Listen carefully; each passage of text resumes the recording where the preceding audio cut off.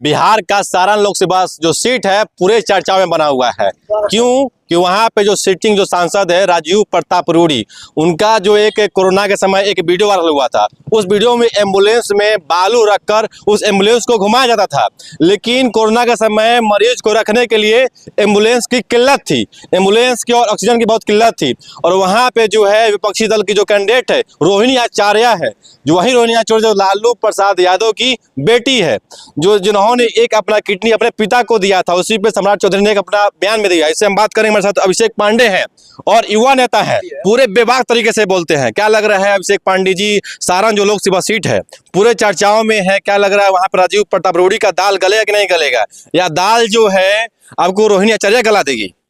देखिए, दाल गलाने की जहां तक बात आई तो बिहार की बेटी है। अच्छा, रोहिणी आचार्य। अच्छा, इस बात पे तो रोहिणी आचार्य का साथ देना चाहिए, लेकिन अब यहाँ देखना है कि यहाँ राजनीति है। अच्छा, अगर सम्मान की बात है तो बिहार की बेटी है, उसको सम्मान देना मेरा भी दायित्व है। अच्छा, लेकिन अगर सीटिंग की बात है, जहां तक हमारे समाज की बात है, तो समाज को लेकर चलना है, समाज को उजागर करना है, समाज के मुद्दे को नजरअंदाज न करने वाले को ढूंढना है। अच्छा, तो उस जगह हम उनका सम्मान करते हैं, लेकिन मत से नहीं करते। अच्छा, वहां हम मत से नहीं, वहां बल्कि काम देखकर हम उनका सराहना करेंगे और उनका सम्मान देंगे। काम कैसे?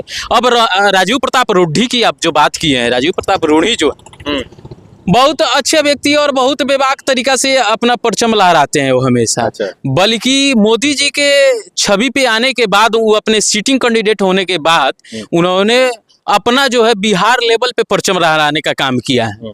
लेकिन जो यह हरकत आपने बताया ये कतई सराहनीय नहीं है। हमको लगता है कि आम जनता को इस बात से बिल्कुल नाखुश होकर नकार देना चाहिए, स्पष्ट रूपी बात। अच्छा, हाँ, मेरा बात यही है कि ऐसे व्यक्ति को नकार देना चाहिए। कैसे नकार देना चाहिए जी? मोदी जी इतना काम किए हैं, मोदी की गारंटी बात कर रहे हैं, 2 करोड़ रोजगार की बात कर रहे हैं, 5 साल 7 साल से फ्री में राशन खा रहे हैं, आप बोल रहे हैं महाराज की नकार देना चाहिए। बिल्कुल सही बात है।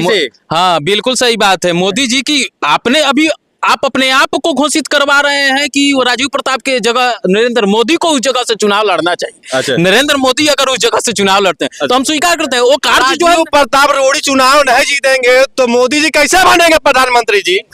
मोदी जी जो है एक व्यक्ति के जीतने न जीतने से प्रधानमंत्री का थोड़ी दायित्व है। बूंदे बूंद से न तालाब भरता है जी। बिल्कुल सही बात है। एक बात जानिए, जब तक विपक्ष अगर मजबूत ना हो तो पक्ष के सत्ताधारी काम भी नहीं करते हैं। अच्छा, यह बात आपको बिल्कुल जाननी चाहिए कि पक्ष के सत्ताधारी जो हैं वो बिल्कुल काम करने से इग्नोर करेंगे, दूर होंगे। अच्छा। इस चीज को कहीं ना कहीं जो निकटतम प्रतिबंधित होती है वही उजागर करती है मुद्दे को और जिस पर काम होता है। मोदी जी भी जो काम किए हैं, क्या आप कभी देखे हैं?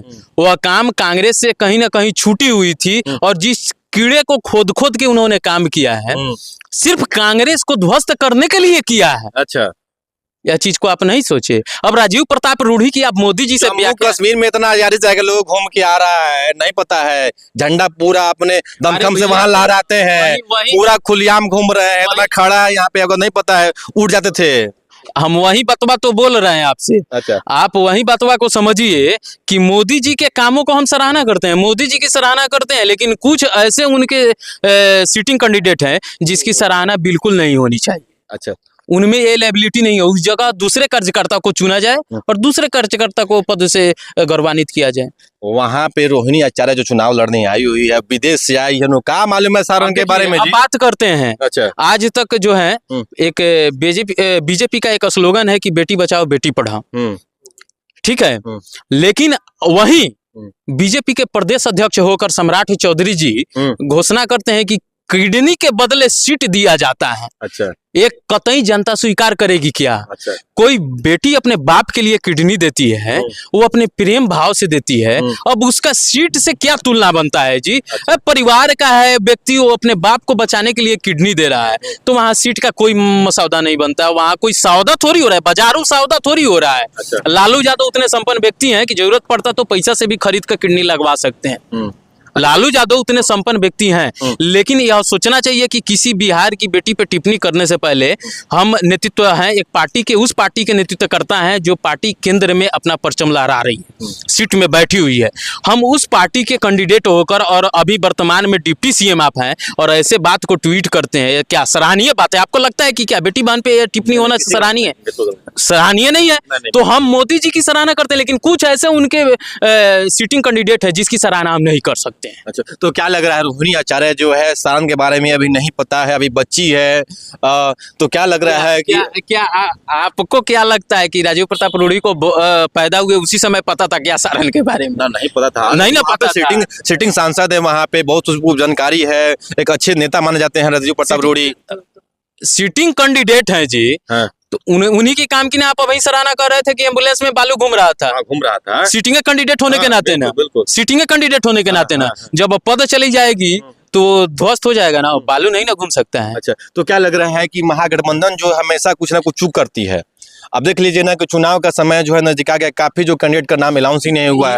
आप बताइए ना, चुनाव इस जगह महागठबंधन हमेशा इसी से चूक खाती है और जिससे वो सत्ता में न आ पाती है, बिल्कुल पराजय को स्वीकार करना पड़ता है। हमेशा आप देखते हैं कि हमेशा वो जो सिटिंग कैंडिडेट उस व्यक्ति के विधायक भी दल के होते हैं, विधायक दल की भी जब बात करें तो उस समय भी टिकट देने से उनकी बहुत मतगणना चलती है। मक्खन पेराते पेराते पता चलता है मक्खन दूसरा कोई खा गया, मट्ठा सिर्फ बच गया। लोकसभा की भी बात है ये, तो वहीं देख लीजिए अभी वर्तमान में जहां जहां भी सीटें बाकी है अभी वहां पे क्या हो रही है। अभी तक बीजेपी अपना सारे सीटों को घोषणा कर चुकी है। बात करते हैं बिहार की भी, तो बिहार की 40 सीटों पे उसकी उम्मीदवार की घोषणा हो चुकी है कि जहां बीजेपी को लड़ना है। बीजेपी एनडीए गठबंधन की अपनी पूरे सीटें की क्लियर हो चुकी है, लेकिन महागठबंधन की अभी क्या चल रही है? अभी मंथन चल रही है।